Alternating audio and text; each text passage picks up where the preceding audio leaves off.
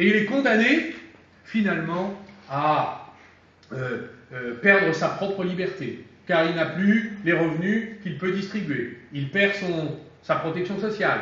Il voit ses revenus à terme menacés.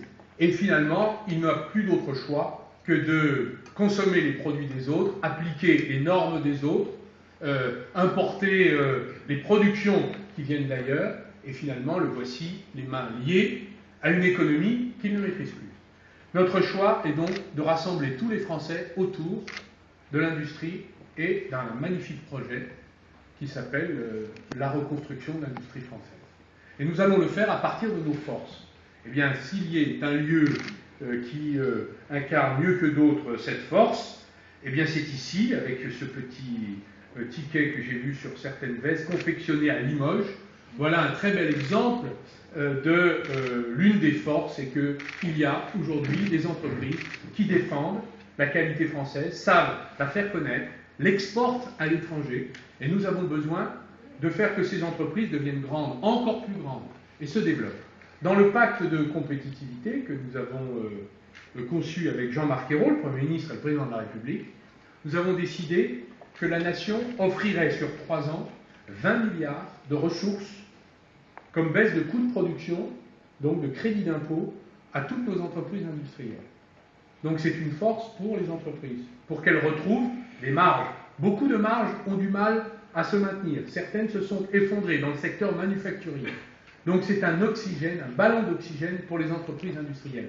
Nous voulons que cet effort national serve la cause de la croissance, de l'investissement et donc des embauches et des emplois. Et nous avons donc confié le soin, c'est une révolution d'ailleurs, une innovation révolutionnaire dans le programme dans ce programme de pacte que nous avons présenté avec le Premier ministre. Nous avons confié le soin au comité d'entreprise de discuter de l'usage de ce crédit d'impôt. Donc vous aurez à discuter dans cette entreprise, comme les millions d'entreprises françaises, où il y a une discussion autour de ce que peut représenter ce crédit d'impôt. Vous pourrez discuter de son usage. Est-ce qu'on investit dans une machine ? Est-ce qu'on embauche 2 personnes supplémentaires ? Est-ce qu'on met l'argent dans la formation ? Est-ce qu'on loue les services d'un agent commercial pour augmenter les choses ? Bref, cette discussion, nous faisons confiance aux partenaires sociaux de l'entreprise pour en discuter. Cela est innovant. Nous espérons que ça fonctionnera. Mais une chose est sûre, c'est que tous les citoyens vont apporter une part à l'édifice national de reconstruction de notre industrie. Je dois vous dire que si nous avons subi la concurrence déloyale des pays émergents, qui d'ailleurs aujourd'hui sont plus émergés qu'émergents, je me félicite que la Commission européenne, c'est le cas en matière de porcelaine, ait pris des décisions de taxation douanière sur les importations d'un certain nombre de produits en provenance notamment de la Chine.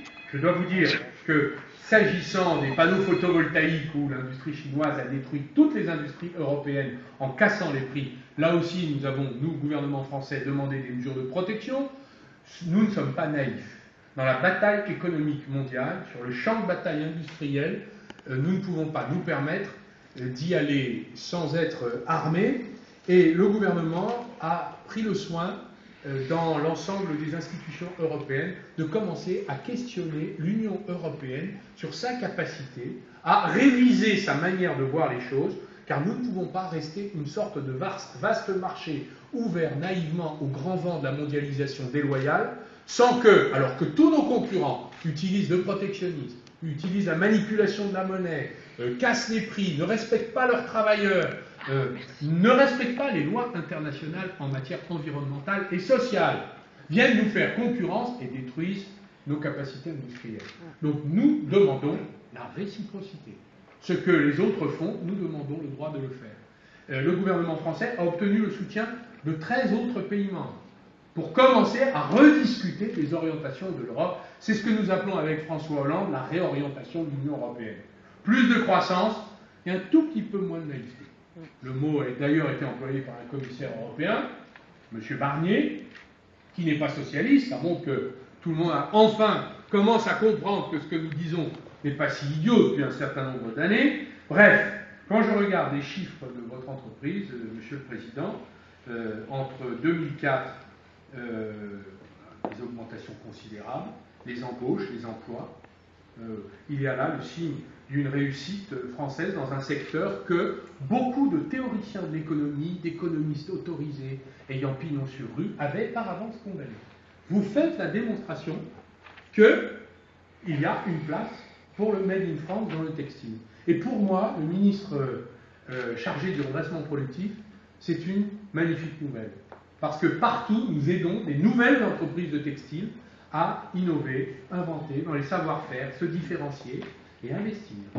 Et le sens dans ce pacte de compétitivité de la nouvelle banque publique d'investissement, qui est une nouvelle banque au service des petites entreprises qui veulent se développer, qui est une banque de terrain, qui va avoir son guichet à Limoges. Ce n'est pas la peine d'aller à Paris, à Limoges, qui va travailler avec vos élus. La plupart sont ici, qui vous connaissent, qui peuvent dire ce que vous faites. Vous savez, un bureaucrate dans un bureau à Paris, qu'est-ce qu'il sait de ce que vous faites? Mais vos élus, ils visitent vos entreprises, ils discutent avec votre personnel, ils sont en rapport avec vous, ils ont réglé vos problèmes de foncier, le maire l'a dit tout à l'heure, ils ont aidé à financer tel ou tel équipement, bref, ils savent ce que vous faites, et donc nous faisons confiance à l'alliance entre cet État au service des entreprises et ces régions qui travaillent sur le terrain pour vous aider à vous développer. Bref, la France change et se met au service de l'économie créatrice et productive. Si nous ne faisons pas, nous ne réussissons pas cette nouvelle frontière, passer cette nouvelle frontière, nous aurons des difficultés. Mais moi je crois, parce que je rencontre partout en France des ressources extraordinaires, de gens qui sont fiers de leur boulot, et qui adorent leur métier et qui craignent de le perdre. Je crois que si tous les Français s'y mettent, nous avons des capacités extraordinaires. D'abord, la France, elle en a vu d'autres. Elle s'est 100 fois relevée. Elle a vu pire. Donc là, nous connaissons une période un peu difficile. L'essentiel, c'est d'avoir le moral et de partager les mêmes objectifs. Tous les pays qui ont réussi dans la crise à s'en sortir, ce sont des pays qui se sont donné la main, qui se sont unis. Les grandes entreprises avec les petites boîtes, les collectivités locales avec le secteur privé, l'État avec les grands groupes, les laboratoires de recherche publics avec les entreprises privées, le consommateur avec le producteur, bref, tout le monde se met ensemble. Nous devons donc nous donner la main et nous unir. C'est le sens de cette visite, Monsieur le Président, Monsieur le Directeur.